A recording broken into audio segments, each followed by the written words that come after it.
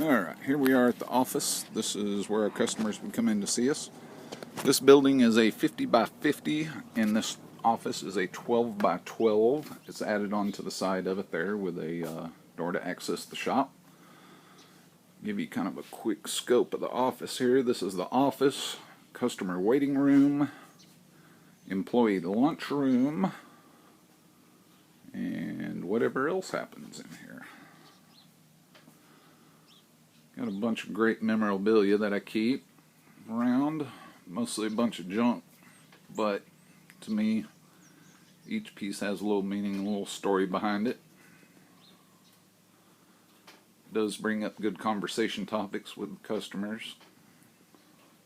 They seem to like it and they always dig around, and some of them tell me they find something new every time they're in here. Here's part of our filing system. Don't have much room, or organization maybe is the key here, but can't get all that to fit in all that because all those are full. Come over here to the desk. This is our computer system. We've had it since 2002, since we opened the business. It did survive the fire. It was in a different part of the office that did not get the direct fire damage, but it did get smoke damage. We cleaned it up and we still use it today. It does give us problems at times, but still works. But we do have some problems with some software just doesn't want to run compatible with it, and I can't get different machines to link with it because I guess the age of stuff. So anyway, that is the office. Got a dartboard there, Richard, if you want to come play some darts. Got a Pachinko machine there too if you want to come play that. So let's head out into the shop and see what we going on. It's kind of quiet right now because guys are off to lunch, and this was a good time to do this because it's kind of a busy day. So we step out in the shop and we look to our immediate left. We have a little bit of storage there, storage cabinet. It's got a lot of our books in it. A lot of this is just my personal stuff on this shelf right over here, but it holds our tune box there so we can listen to the radio during the day. That right there, there's no explanation for that. There's no reason for that. That's horrible. 99% of that's aluminum cans. Once again, can't seem to find time to go sell the scrap metal. Under all that junk is some more junk. On top of some more junk, there's a good pool table. Why it's in here, I don't know. Bought it, plans of using it. Seems to be used more for storage. That's the heater that heats the shop. Just kind of take you on through here. A lot of our tooling is buried up in there. There's a lot of personal things in there too that I need to separate the business and the personal. That back there is a motorcycle that belongs to my mechanic. See if we can get over here to it. Yamaha John Deere edition there, just a little custom paint and whatnot. Belongs to my mechanic. He just doesn't ride much anymore. Got an old Bowflex machine, trying to physical therapy my back, and yeah, it's a dust collector. There's some more junk, disorganization, a lot of it personal, half of it business. Don't even know what's up there anymore, to tell you the truth. Here's our bathroom. It's unfinished. The frogs are there to cover a hole in the wall.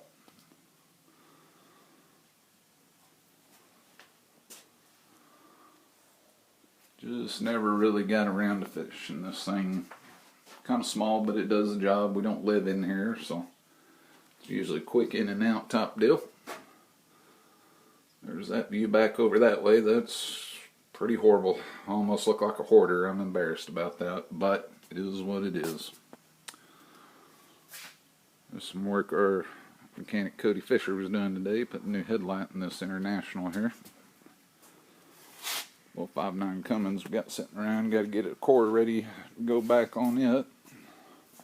This is started out as a tool storage wall. We hang a lot of our specialty tools there. Sockets, different wrenches, just all kinds of specialty tools. The 2 toolboxes are full of miscellaneous specialty tools because can't fit them all in one big box. And there's actually more tools all around the shop, but we'll get on around to that. A little bit of the roll-up door there. One thing I was wanting to mention on these roll-up doors, especially this one right here, it is very hard to open. We can get it to about right there, and then sometimes it takes 10-15 minutes to get it on up there. All of our garage doors, I think they just need some basic maintenance. I'll lube them, but I think the springs need to be rewound. This here is our parts washer. It did survive the fire. You can see the smoke damage there on the top. Luckily, it did not get a direct flame and really make this fire worse than what it was. Old engine course, can't seem to get rid of for some reason. Don't even know why it's still sitting in here. There's our other back door. This corner of the shop, that's the well, the water for the well. That's our compressor. Some of our maintenance tooling back here.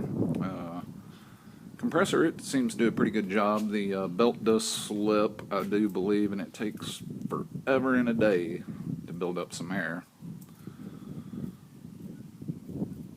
Pressure washer, clean up some oil leaks, things like that. Some storage there for hoses and wires we just can't seem to throw away because I might need them one day. There's our little cherry picker folded up. You can see the fire damage there around that seal. I actually can't believe that's still holding on. And there's that crease in there again. By the way, it did hold up to setting that Cummins in for us, so that's a good deal. Kind of continue on through here. I'm very embarrassed about the way that this shop looks now. I'm sitting here doing this video on this. This is horrible. Makes me not even want to do it. Transmission jack. Cut and torch set. Miscellaneous buckets. Shop vac there. It did survive the fire. No melted pieces on it, so it still works good. Smoke damage, but it's all good. Oh boy. There's our bolt bins, miscellaneous brackets, just junk that we might need one day. You never know. You just never know. A little bit of parts there hanging on the wall. Oil change buckets. That's kind of a very messy area of the shop. Never can seem to keep that clean. It's kind of some of the stock that we hold there to perform the service work that we do. Head over here. We got some miscellaneous things here. Storage containers, gaskets, bulbs, O-rings, brass fittings, you name it, it's in there. There's some tooling there. Let's see here. Here's a couple pieces that were in the fire that we still use today. That's a puller set. You can see that case is pretty deformed, but the internal tooling is still decent. It did allow most of it to rust, it burned all the finish off of them, but anyway. That's our vacuum pump. That was about all that we had left of our AC equipment. That was the only thing that survived. You can see some of that's dirt, but you can see the smoke damage to it, and you can see that handle right there, kind of deformed. That's actually also a vent for this thing, so kind of affects its performance, but we still use it to this day. All that tooling down there is different specialty tools. Once again, we're strung from one end of the shop to the other with tooling. This is miscellaneous stuff, parts, some new, some used. Some don't even know what the heck it would go on, but I still got it, just in case. Like if I could ever figure out what it went on. Some more old parts, just can't seem to part with. Got a transmission jack there that we use under this 4-post lift to pull transmissions. Something's wrong with the base of this thing. I don't know if it's warped or just the wheels or whatnot, but you get a transmission sitting on it. Some of the wheels don't turn, and then there's one leg that just kind of sticks up in the air. That one right over there. It doesn't fully sit on the ground, so that gets kind of hairy at times. Guess I'll back out here. Sorry about the vehicles in the shop. See if I can get a good picture of this. This is our 4-post lift. It did go through the fire. It still works. We got some problems with rollers and whatnot. That's a little bit of damage from a wrecker backing into it when they were unloading the car. Kind of going down there. It's a little bit dirty, but some of that is smoke damage. We tried to clean it up the best possible because the integrity of it was still pretty good.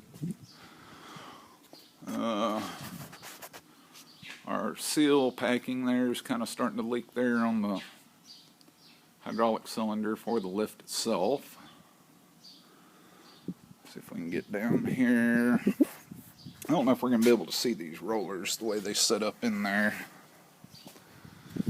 But as you're lifting up a heavy vehicle, especially on the heavier trucks, this thing will go to bouncing. And those rollers, if you can see that down in there, they're wore in so bad that they got flat spots in them, and it makes the vehicle pop as it's lifting it. But anyway, that's our 4-post lift. We use that thing every single day, multiple times a day, all day long. It's a very, very important piece of equipment here. Here's our 2-post lift.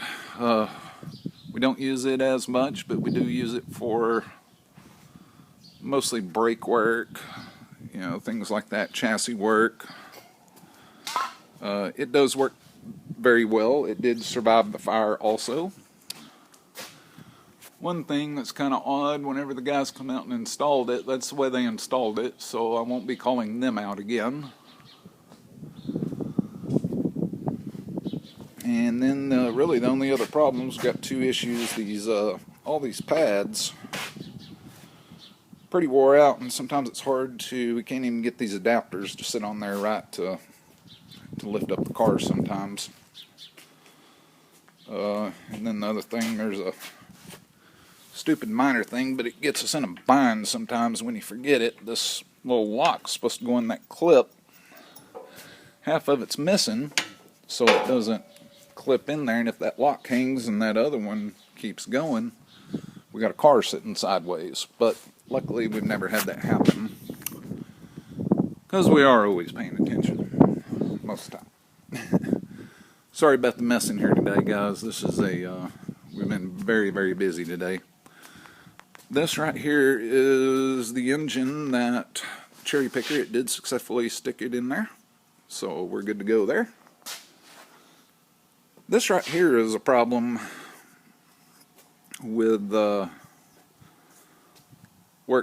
workflow throughout the day, and it's kind of a safety deal because it's happened to me several times, and I've watched the guys do it too. But I don't have hose reels mounted on the walls or the ceiling, so we have to string these air hoses all the way from that compressor in the corner. Sometimes come 50, 60 foot to get to the other side of the shop, and then we got air hoses everywhere. Well, we trip up in them suckers all the time, but luckily no one's been hurt. There's a little bit of tool storage. We'll make it back over here. Everything is a mess today. It's so embarrassing. That right there is a strut compressor that we purchased from a shop that closed down. Hadn't had time to mount that thing on the wall so we can actually use it. That right there is a brake lathe I traded some work for with another gentleman. We spent countless hours on that thing trying to get it running. We believe something's wrong right in that area with the arbor on it. We cannot get a rotor to turn straight to save our lives. So we send all of our rotors and drums out to be machined, because this machine is